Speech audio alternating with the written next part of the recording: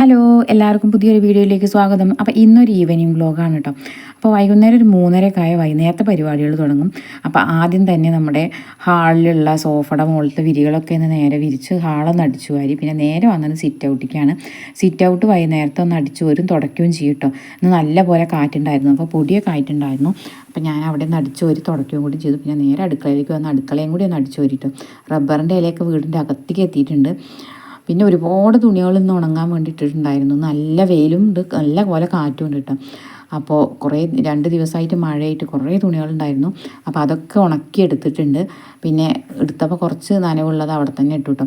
പിന്നെ നേരെ കൊണ്ടുവന്ന് വയ്ക്കുക സിറ്റ് ഔട്ടിലാണ്. സിറ്റ് ഔട്ടിൽ വെച്ചിട്ടുണ്ടെങ്കിൽ നേരെ ഉണ്ട് വെച്ചെങ്കിൽ ഇപ്പം തന്നെ മടക്കി വയ്ക്കുക, അല്ലെങ്കിൽ കുട്ടികൾ വന്ന് അവർ വേഗം മടക്കി വയ്ക്കും കേട്ടോ.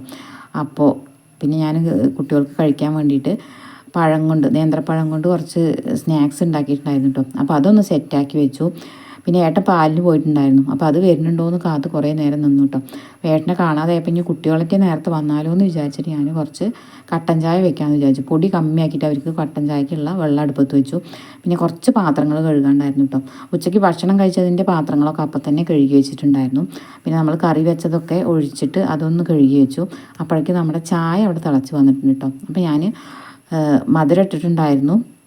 പിന്നെ അതിൽ കുറച്ച് പൊടി ഇട്ടിട്ട് ഒരു ലൈറ്റ് കട്ടനാക്കി വെച്ചു കേട്ടോ. ഇനി പാല് കൊണ്ട് അവർ വരുന്നതിൻ്റെ മുന്നേ പാല് കൊണ്ടുവരികയാണെങ്കിൽ പാൽ ചായ വെക്കാമല്ലോ എന്നുള്ളൊരു പ്ലാനിങ്ങിലാണ് അങ്ങനെ ചെയ്തത്. പിന്നെ അതൊക്കെ സെറ്റായപ്പോൾ പോണത് മുറ്റടിക്കാൻ വേണ്ടിയിട്ടാണ്. അപ്പോൾ നല്ല കാറ്റ് ഉണ്ട് കേട്ടോ. അതുകൊണ്ട് തന്നെ ഞാൻ മുറ്റം അങ്ങോട്ട് അടിക്കും, പിന്നെ ഇങ്ങോട്ട് തന്നെ പാറി വരും കേട്ടോ ഇല. അപ്പോൾ അങ്ങനെ കുറേ നേരം കഴിഞ്ഞപ്പോൾ പിന്നെ ഞാൻ ആ പരിപാടി അവിടെ നിർത്തി. കുറേ കഴിഞ്ഞിട്ട് അടിക്കാമെന്ന് വിചാരിച്ചു. നല്ല കാറ്റുണ്ടായിരുന്നു. പിന്നെ ഏട്ടൻ പാലും കൊണ്ട് വന്നപ്പോൾ ആ കട്ടൻ ചായക്കൂടെ കുറച്ച് പാലും ഒഴിച്ചിട്ട് കുറച്ചും കൂടിയും പൊടിയിട്ടിട്ട് പാൽ ചായ ഉണ്ട് സെറ്റാക്കിയിട്ടോ. അപ്പോൾ കുട്ടികളെ എത്തിയിട്ടില്ല, അതുകൊണ്ടാണ് പാൽ ചായ ഉണ്ടാക്കിയത്. അല്ലെങ്കിൽ പിന്നെ അവർക്ക് വൈകുന്നേരത്ത് പാൽ കൊടുക്കാമല്ലോ എന്ന് വിചാരിച്ചാണ് ഞാൻ. പിന്നെ അവർ ബാക്കി പണിയൊക്കെ ഒഴിഞ്ഞപ്പോൾ ഞാൻ തുണികൾ മടക്കി വെച്ചു. ഓരോ റൂമിലേക്കുള്ളതും സെപ്പറേറ്റ് ആയിട്ട് മടക്കി വയ്ക്കുന്നുണ്ട് കേട്ടോ. പിന്നെ മക്കൾക്കുള്ള തുണികൾ മടക്കി വെച്ചാൽ അവരത് അവരുടെ റൂമിൽ കൊണ്ടുവയ്ക്കും. അപ്പോൾ ഞാൻ കുറച്ച് തുണികൾ കൊണ്ടുപോയി വെച്ചു. അതൊക്കെ സെറ്റാക്കിയതിന് ശേഷം പിന്നെ കുട്ടികൾ വന്ന് കുളിയും കൂടിയും കഴിഞ്ഞപ്പോൾ നേരെ പുഴയിൽ പോയിട്ടോ. കുറച്ച് തുണികളെ അലക്കാണ്ടായിരുന്നുള്ളൂ. അപ്പോൾ ഇവിടുന്ന് അലക്കണ്ടല്ലോ എന്ന് വിചാരിച്ചിട്ട് പിന്നെ നമ്മുടെ വീടിൻ്റെ അടുത്ത് തന്നെ പുഴയുണ്ട്. അപ്പോൾ പിന്നെ അവിടെ പോയിട്ട് ഞാനും ഇളയച്ചിയും കൂടി കേട്ടോ പോയത്.